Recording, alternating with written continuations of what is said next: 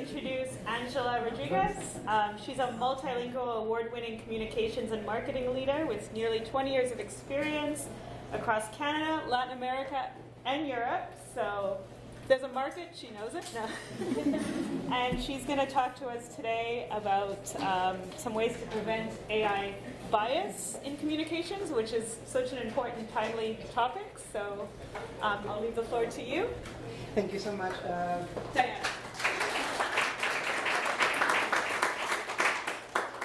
Well, thank you so much. Thanks to Diana. You know who I am, maybe a little bit of where I come from. So FinDev Canada is a crown corporation that invests in emerging markets on the private sector to promote sustainable and inclusive economic growth, gender equality, climate action, so private sector initiatives that support this kind of goals. The reason why I mentioned this is because through my work, I have to speak to and about emerging markets every day, and given the financial and government aspect, it's also a high-stakes environment. So this topic is really, really relevant to me for those reasons. Avant de commencer, si vous avez des questions en français, n'hésitez pas à poser vos questions dans la langue de votre choix. C'est en anglais, mais faites comme vous voulez. Puede ser en español. En español también. En español, portugais, peut-être, italien un peu. So maybe a little bit of story to talk about bias and how it has always existed among us. I come from a very multicultural family, and my grandmother, who was from the Canary Islands, she took my mother to her hometown for her 15th birthday. And when they were having dinner with the family, someone from Spain asked her, and I'm quoting about this, so this is not my language, if in Venezuela there were Indians in loincloths walking around the streets. And my mom, because she's very sarcastic and loves humor, she said, oh yeah, they are walking around in loincloths and they have oil rigs in their backyard and they dig oil and they have a lot of money. And the guy believed it because I mean, he didn't know anything about Latin America, and we think, but this is the 70s, right? So now it's better. But if we look at Google, for example, we look at developing markets, emerging markets, this is what we find still today. So we know that the information that we're working with right now is very biased in essence, so this is the field that we're working with. So now, let's give you an example of AI-generated content. The prompt here is create images of traditional families in different countries. Here we're already starting a little bit strange. It's very, sorry, yes? When was it created? This was 2 years ago. 2 years ago? Yes. Okay. Yeah, we're getting somewhere. Okay. Yes. Traditional families from different countries. So we're starting a little bit folkloric and traditional. It's already like a little cliche. But then we get here, and this is really, really bad. Because this is showing exactly what you just saw on Google when it comes to images about emerging markets.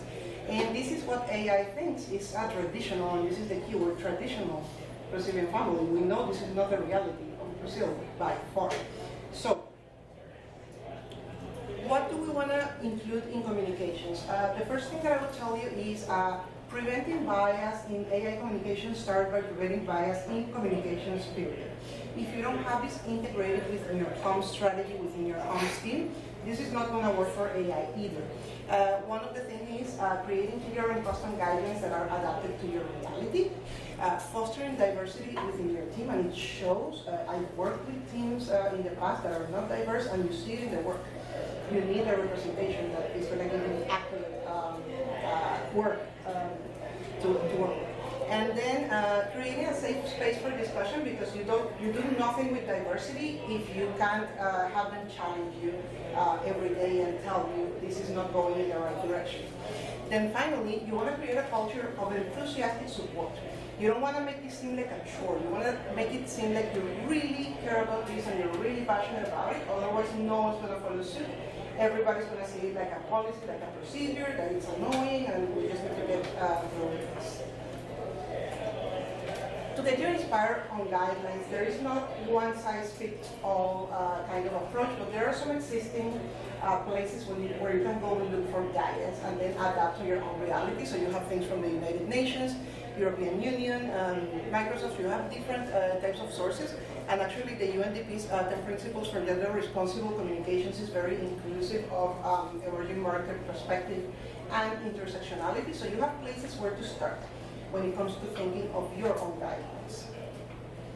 Then, how do you think of the tool? Is it a helper or a doer? And this is a very important distinction. Is AI enabling you to do your work, or are you expecting that it's going to do the work for you? And in which tasks or instances is going to be one or the other? First of all, you need to train your tool so that it works for you. You can start, for example, by feeding it your guidelines and standards that you have created, but then you also want to clarify what are the sources that you often consult and that you want it to go look for information. You want to say, this is an acceptable source, this is not an acceptable source, and you want to continue to feed that thinking. Also the types of reports, for example, that you want to use for your content. And then previous communication that you have refined, and when we look at the flow of work, you're going to see that this is part of the cycle that is going to allow you to better use communication, AI in communications, and to avoid this bias. The way that we have applied it, so we have applied the Gender Responsible Marketing Guidelines and Intersectionality Guidelines in our work. And the way that we prompt AI for content creation works like this. We start by the research, because then we can go find the right information. Validation of that research, then outlining content, help with drafting the content, reworking the content, challenging it against the guidelines that we have, and finally the last review and rewrite, because it has to be human. So if we look at the example of research, how do we create prompts for research? The first consideration is questions instead of statements.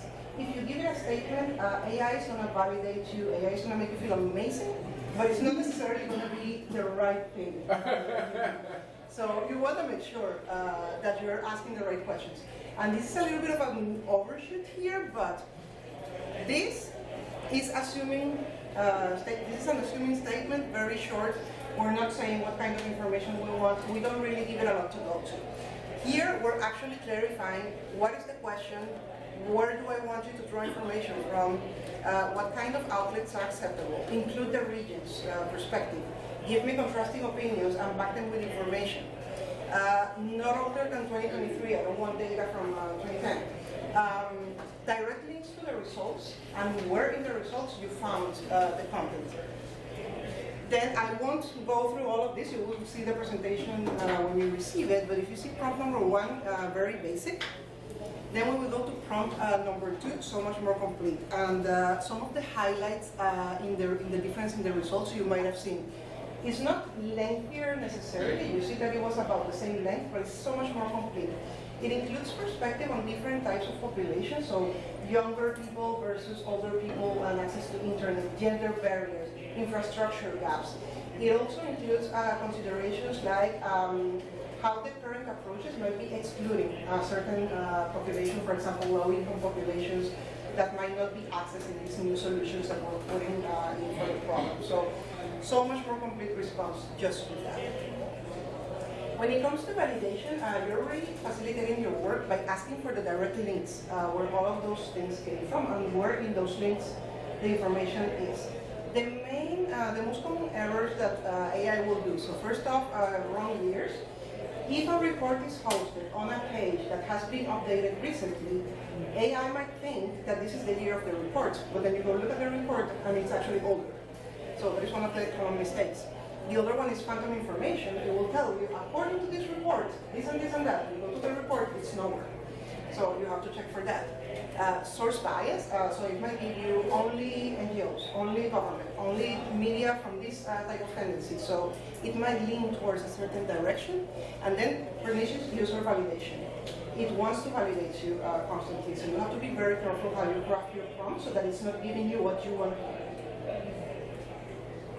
When it comes to the outline, having asked for the research first means that you can identify what kind of data points you want to include when you ask it to help you create an outline for the content. When it comes to drafting, having that outline allows you to establish a logical chain of thoughts, and then you're asking the tool, please help me draft based on these metrics and based on this structure. So you're already starting somewhere that is completely different from just give me a 250-word article on this topic. So you're starting from a different place. When it comes to reworking, you first have to challenge your draft, and you can do this through the tool, but also with a human lens. You already have your guidelines. You want to train your tool by asking it, you have these guidelines, you just created this content, please evaluate based on these guidelines. And that's going to give the tool a little bit more to go with, a little bit more feedback. But you also want to look at it yourself, of course, because there's a little bit of error margin here. When it comes to reviewing the draft against your existing guidelines, as I mentioned, you're going to want to do it personally as well.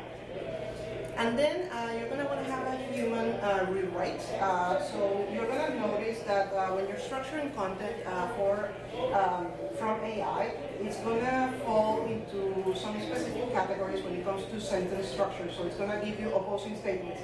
It's not about this, it's about that. That is something that AI does very commonly. Try to put a rule of 3.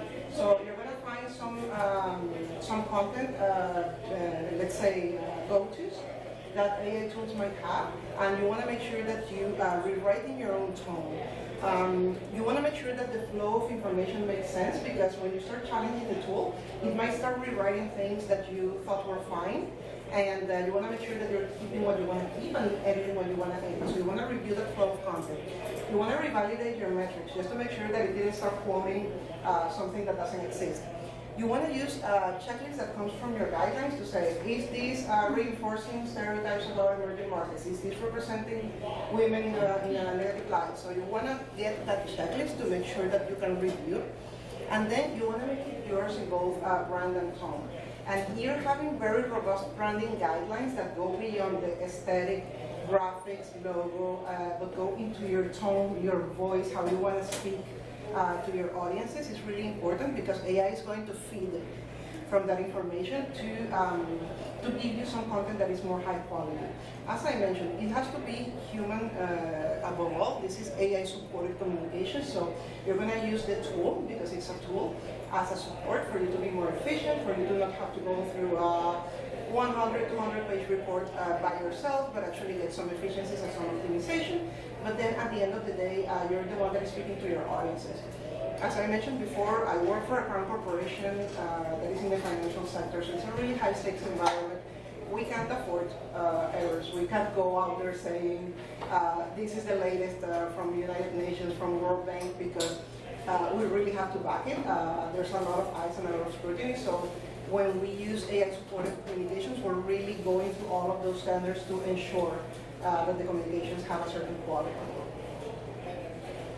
Let's review a little bit of what we have talked about. So the first important thing are guidelines. So go find your sources of information for different standards that exist in other organizations, and design the guidelines that work for you, that prevent the type of bias that you think are going to be more common in your content. Then culture, diversity, openness, not having fear to speak up.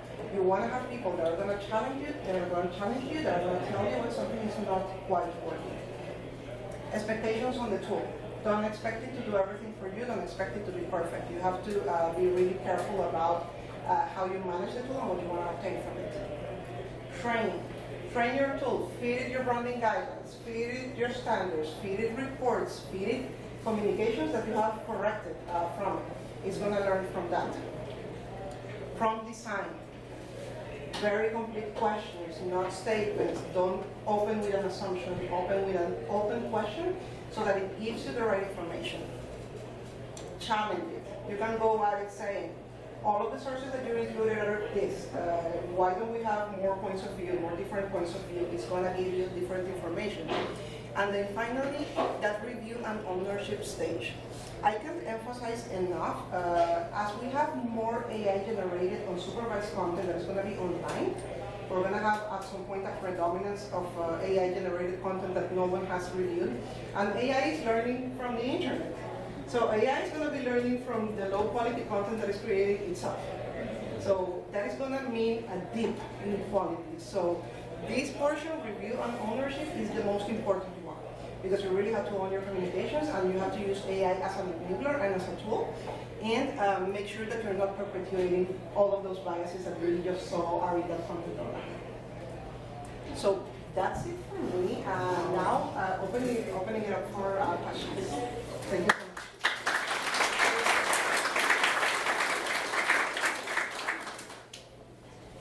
I was looking. Yes, go ahead. People is my presentation. What tool do you use? And second, how did you come up with your guidelines? Yes.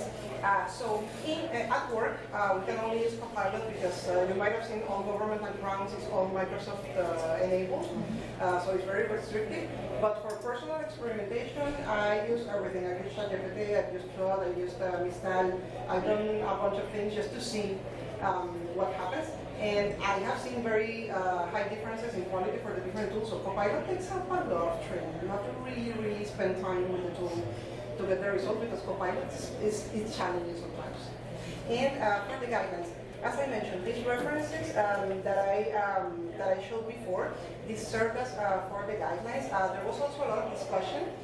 We have a very diverse team at the overall organization. We're about 100 plus people. Sub-Saharan Africa, Asia Pacific, Latin America, from here from Canada, of course. So we have a lot of diversity that allowed us to sit at the table and say, okay, what are the current biases that we're seeing perpetuated in similar in competitors? How do we want to prevent them? Then taking guidance, like the principles for gender responsible marketing, going through checklists, what do we want to check in our communications? And not everything is as rigorous because you don't always have the time, but just having those guidelines top of mind, that little checklist, it really gets you far. Yes. I'm also curious, like, if you notice like the bias when you're asking questions in different languages, because for me, like, when I need some data from Asia or something, for me it's easier to ask in Japanese and then translate the answer. It's like, I don't know if you notice it, like, is it different, like, Spanish or? Yes, and actually this is a very important thing because content online. Could you please repeat the question? Because Oh, I'm yes, sure people couldn't hear. Yes, he's asking about bias depending on the language that you ask the tool with. So the majority of content that you see online is in English. So there's a very big bias over there. So you also want to make sure, as I mentioned, if you want to keep sources from the regions in your results, you also have to expand your search in terms of languages. And yes, in Latin American example, there was a client that I was that we were looking into. When I looked up in English and in Spanish, completely different story. So it does make a difference, and that's where diversity in your team is going to be really important. Oh, if there's nothing else, thank you so much. I really enjoyed spending time with you, and I hope this is going to be useful for your communications.